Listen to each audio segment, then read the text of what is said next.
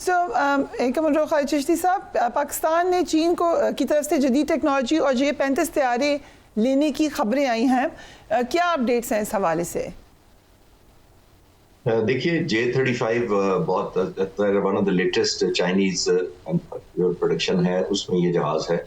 Almost ये mature हुआ जा रहा है, बिकॉज इससे पहले उन्होंने J-20 एक जहाज स्टेल्थ बनाया था, और ये दोनों J-20 और J-35 स्टेल्थ जहाज हैं। दुनिया में टोटल इस वक्त 5 स्टेल्थ हैं, जो F-35 और F-22 रैप्टर अमेरिका के हैं, Su-57 सोवियत रशिया का है, और ये J-35 और J-20 चाइना के हैं। J-20 पहले का स्टेल्थ है, जो पहले से ऑपरेशनल है चाइनीज एयरफोर्स में, लेकिन J-35 जो है one of the most modern या लेटेस्ट है।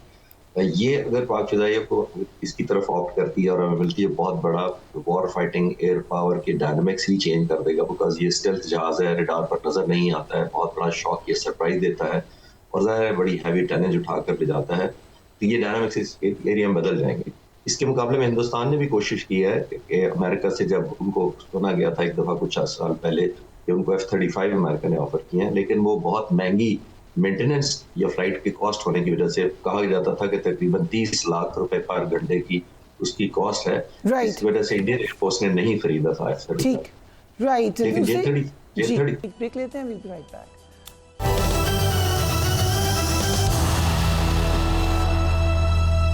एक और जो अहम डेवलपमेंट है वो इसराइल की गाजा पर जारी वहशियाना बमबारी में हम देख रहे हैं कि गुज़िश्ता 24 घंटों के दौरान मज़ीद 93 फ़िलिस्तीनी शहीद हो गए। गैर मुल्की मीडिया के मुताबिक इनमें से 30 अफराद खुराक के हुसूल के लिए लाइन में लगे थे, और इस मौका पर इसराइल ने उन पर हमला कर दिया। गाजा में सूरत हाल किस कदर मखदूश है, इसका अंदाज़ा आलमी इदारा सेहत की रिपोर्ट से लगाया जा सकता है। आलमी इदारा सेहत ने अपनी रिपोर्ट में कहा है कि गाजा में 10,000 से ज़ायद अफराद को फौरी तौर पर बैरून मुल्क से तिब्बी इमदाद दरकार है। इसराइल इन मरीजों के इनखला में रुकावटें खड़ी कर रहा है और तिब्बी इमदाद तक रसाई को भी महदूद कर रहा है। डॉक्टर्स और अद्वियात जो है उनकी वहाँ पे नहीं है, जो वहाँ तक एक्सेस है। डॉक्टर्स बियॉन्ड बॉर्डर के प्रोजेक्ट कोऑर्डिनेटर के मुताबिक इसराइल पर मरीज़ों को निकलने की इजाज़त भी नहीं मिलती है। अगर किसी मरीज़ को इजाज़त मिल भी जाए तो उनके साथ जाने वाले को बगैर किसी वजह या वजाहत के किसी वक्त भी रोक लिया जाता है। उनके मुताबिक अमरीकी सदर डोनाल्ड ट्रंप के दोबारा मुंतखब होने के बाद कई ममालिक ने गाजा के मरीजों को कबूल करना बंद कर दिया है, क्योंकि सियासी दबाव और इजरायली नस्लकशी के इक़दामात ने आलमी रद्द अमल को कमज़ोर कर दिया है। उन्होंने ये भी कहा कि सिर्फ जंगज़दा अफराद ही नहीं, बल्कि कैंसर, गुर्दों के मरीज़ों और दिल की बीमारियों में मुब्तला अफराद को भी फौरी इलाज की ज़रूरत है। गाजा में इंसानी सूरत हाल तबाही से भी आगे जा चुकी है, और आपको नज़र आ रहा है कि ये एक मुकम्मल बहरान है। ये कहना उस वक्त अजीब लगता था कि इससे भी ज़्यादा तबाही होगी, लेकिन आपने एक पॉलिटिकल ये आपके लिए पॉलिटिकल लैशबैक आया है जब अमेरिका में तब्दीली आई। सो ब्रिगेडियर हारिस नवाज, क्या लग रहा है आपको? इजरायली फ़िज़ाई हमले भी, शाम पर भी इजरायली फ़िज़ाई हमले शुरू हो गए, कल शाम में वज़ारत दिफ़ा और फ़ौजी हेडक्वार्टर पर फ़िज़ाई हमले किए गए।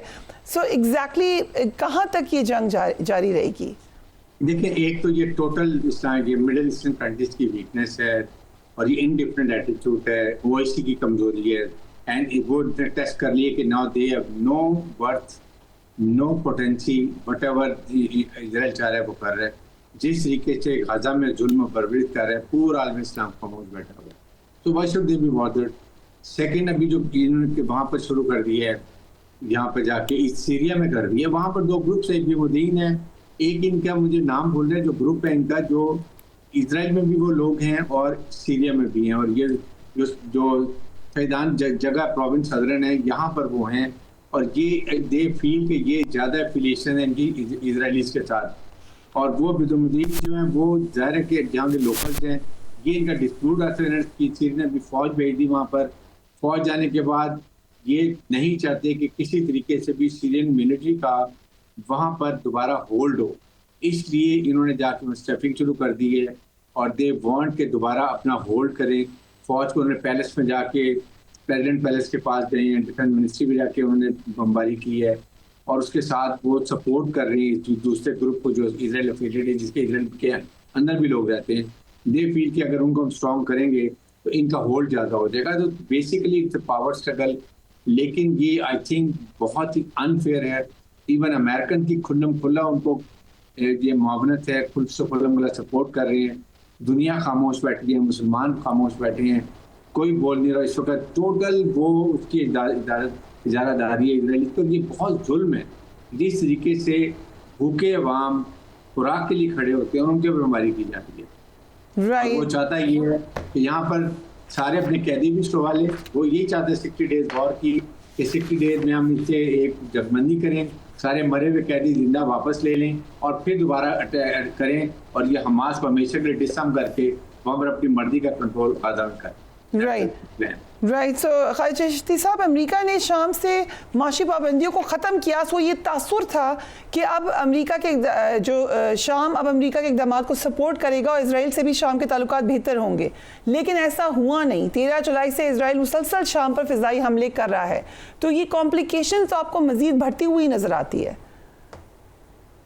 जी डेफिनेटली, बिकॉज ये एक तरफ अलाइनमेंट नजर नहीं आती है और इस तरह की जो वॉलेटाइल सिचुएशन होती है, जो अनमैनेज ट्रांसफर पावर्स होती हैं या कंट्रोल दिया जाता है या किसी एक साइड को आउट ऑफ द प्रोपोर्शन या विदाउट डेवलपिंग द इंफ्रास्ट्रक्चर जब फैसिलिटेशन की जाती है, तो ऑलमोस्ट यही नतीजा निकलता है। और आपने आज ये पहली दफा नहीं हुआ, सीरिया में बहुत सारे मुल्कों में जहाँ ये ट्रांसफॉर्म किया गया, हुकूमतें बदली गई, फैसिलिटेशन की गई आउट ऑफ नो लॉजिक और out of no public support, अपनी नेशनल इंटरेस्ट में या अपनी फॉरेन पॉलिसी के तहत अगर अमेरिका या कोई और मुल्क करता है, तो आपने नतीजा निकला वो और ज्यादा क्योस है। इराक की मिसाल हमारे सामने है कि मैसिव किस्म की वहाँ पे अभी आज तक भी लोग नहीं संभल पाए, वो फैसिलिटीज नहीं ले पाए। तो ये बदकिस्मती है कि शॉर्ट टर्म में ये टॉपल तो कर देते हैं हुकूमतों को। सोवियत यूनियन के जाने के बाद तालिबान की साइड या अफगानिस्तान हमारे सामने है कि जब मिसमैनेज करें और हरिडली पुल आउट करें तो फिर नतीजे यही होते हैं।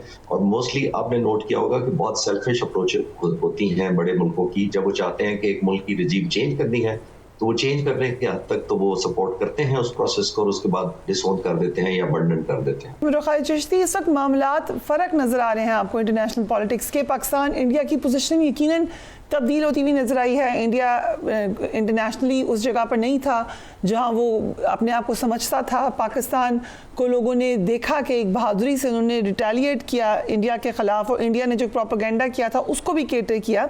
लेकिन अब अगर हम क्वाड को ही देख लें, इसका बुनियादी मकसद चीन को काउंटर करने के लिए रुकन ममालिक के दरमियान स्ट्रेटेजिक पार्टनरशिप को आगे बढ़ाना समझा जाता है। सो इन दिस चेंजिंग सिनारियो कितनी इंपॉर्टेंस होगी क्वाड की इस वक्त? बहुत शुक्रिया फरिया मुझे इनवाइट करने का। और जिसको कहते हैं अस्सलाम वालेकुम, गुड इवनिंग आपकी तरफ है। मैं अभी कनाडा में हूँ तो इसलिए यहाँ पे सुबह सुबह के ऑपोजिट 12 घंटे का फर्क है। Good morning. जहाँ तक आपका सवाल है कि ये रेलेवेंस क्या है, रेलेवेंस तो पाकिस्तान की कौम ने और मुसल्लह अफवाज ने अर्न की है। आपने नोट किया होगा कि कुछ अर्सा पहले तक हम बिल्कुल दुनिया से थोड़े कटे हुए थे। हिंदुस्तान ने सोचा कि हम ऑलमोस्ट लेस रेलिवेंट हैं, इसको लीस्ट रेलिवेंट कर दिया जाए पाकिस्तान को दुनिया से। और वो करते करते पाकिस्तान ने जो रिजॉल्व शो किया और आपने सही कहा, जो बहादुरी से लड़े, दुनिया को पाकिस्तान की ना सिर्फ समझ आई बल्कि एक न्यू पोजीशन जो हमने अर्न की, रेलेवेंस की, उससे हम इररेलेवेंट या लीस्ट रेलेवेंट होते होते ज्यादा ही रेलेवेंट हो गए हिंदुस्तान के मुकाबले। और हिंदुस्तान ने क्योंकि इतने अरसे में अपनी क्रेडिबिलिटी लूज की बगैर किसी सबूत के, पहलगाम और बाकी सारे सारे हमें पता है, तो दुनिया ने कंपैरेटिव एनालिसिस शुरू किया तो वी अर्न द क्रेडिबिलिटी। अब जाहिर है अब वक्त चेंज हो गया है, दुनिया फैक्ट मांगती है, टेक्नोलॉजी आ गई है, मीडिया बहुत तेज है, डिजिटल प्लेटफॉर्म्स बहुत ज्यादा दुनिया में है। तो अब दुनिया को आप बहुत ज्यादा देर तक आप जिसको कहते हैं ना इग्नोरेंस में नहीं रख सकते। तो एक टाइम आ गया है कि हमें सिर्फ रिस्टोर किया हमने अपने कॉन्फिडेंस को भी, दुनिया की नजरों में भी, और जाहिर है दुनिया ने भी वैल्यू किया। मैं अक्सर ये बात करता हूँ because the victory has value. एक बात तो ये है। और दूसरा, एक दुनिया में हमेशा एक ट्रेडिशन रहा है खासतौर पर आजकल के पावर टॉक्स टू पावर, जिसका मतलब ये है कि हमने अपनी पावर साबित की है जिससे दुनिया आपको हमें ना सिर्फ रिकग्नाइज कर रही है।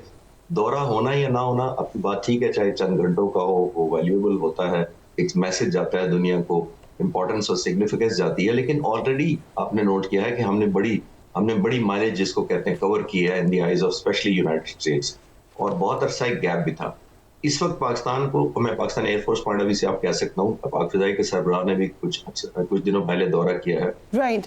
पाकिस्तान अमेरिका के साथ एक्टिवली, पाक फिजाइया खासतौर पर बात कर रहा हूँ कि एक्टिवली इंगेज्ड है, चाइना के साथ भी और अमेरिका के साथ भी। और मेरा मानना ये है कि जब ऐसी आपकी स्ट्रेटेजिक इंपॉर्टेंट होती है पोजीशन, तो इट डज नॉट मैटर कि आप बिल्कुल इंक्लाइंड रहें एक तरफ या एक पोल की तरफ रहें, दूसरे पोल को छोड़ दें।